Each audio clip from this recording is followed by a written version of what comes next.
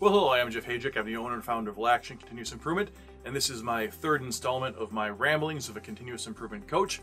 It's my new series I've been putting together, and today I'm doing something a little different.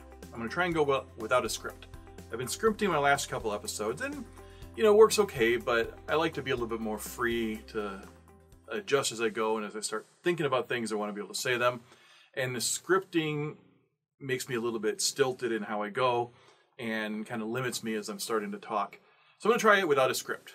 Now the problem is I'm flying without a net, and I often say things and I think back and say, man, maybe I shouldn't have said it that way. So I may have a couple of adjustments on the fly.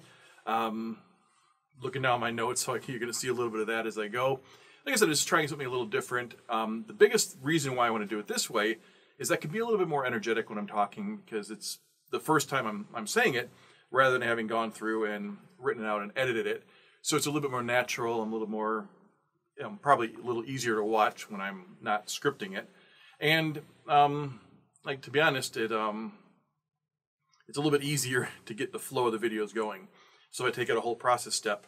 The big key is whether or not this is actually watchable afterwards. So let me know in the comments. Tell me whether or not you prefer a little bit more concise scripted version that maybe is a little bit, looks a little bit scripted, or something like this where I'm just talking from the heart and just pouring out my guts and kind of, like I said, rambling in this video.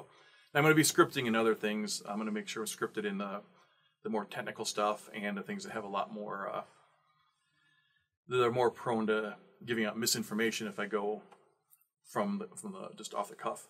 Like my terms are all going to be scripted, and a lot of my modules will still be scripted. But the ramblings, I mean, the term rambling implies not scripted. So that's enough about that.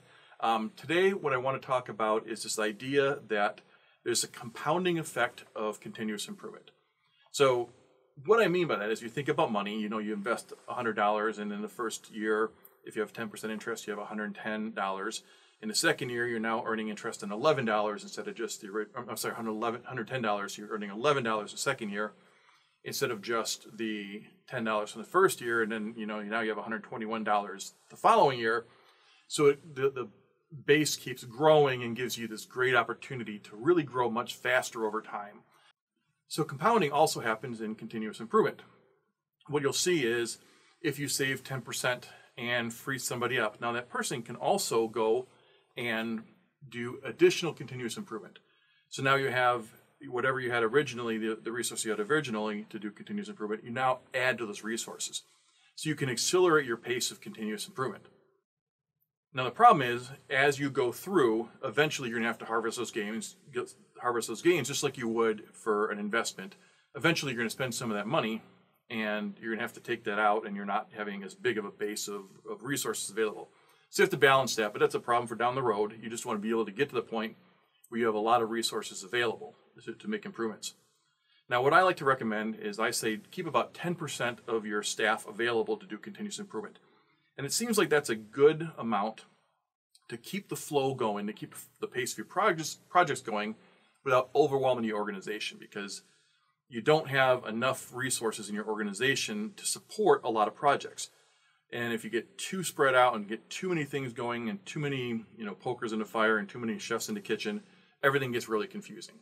So you want to keep it to a steady, reasonable pace without going overboard. And 10% seems to me, over the years of doing this, that's about the right. And it really comes down to about 4 hours a person per week, or 1 out of every 10 people is available for improvement projects.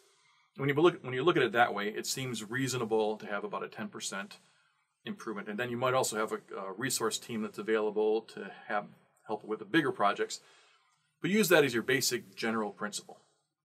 But the compounding works in a different way also. So it's not only just about the resources, it's also about the level you're starting from. So let's say you start at 20 of something, whatever your number you're using, and you improve it by 10%, now you're down to 18. Eventually you're going to get down to where you're at 10. And a 10% improvement on a 10 is half of the 10% improvement on a 20.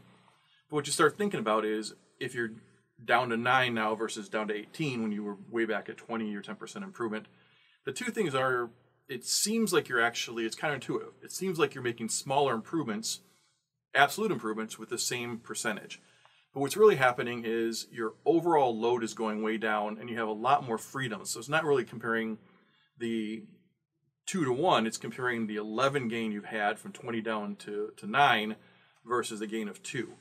And if you think of it that way, you have a lot more resources available over time, even though your improvement, the percentage improvements mean less in absolute terms. The big picture of when you started to where you are now, it's going to be very substantially different in how much gain you're making. So, like I said, even though the absolutes are getting smaller, in terms of the gains, the overall number is way better, and that's going to make your organization operate a lot more smoothly and a lot more better. So I recommend you keep thinking about that, and keep that steady rate of improvement, because then you get this great compounding effect. Okay, like I said, let me know in the comments whether or not you think this unscripted. I have some notes, as you can see. I've been looking at notes a little bit, but they're just bullets, and they kind of keep me on track a little bit.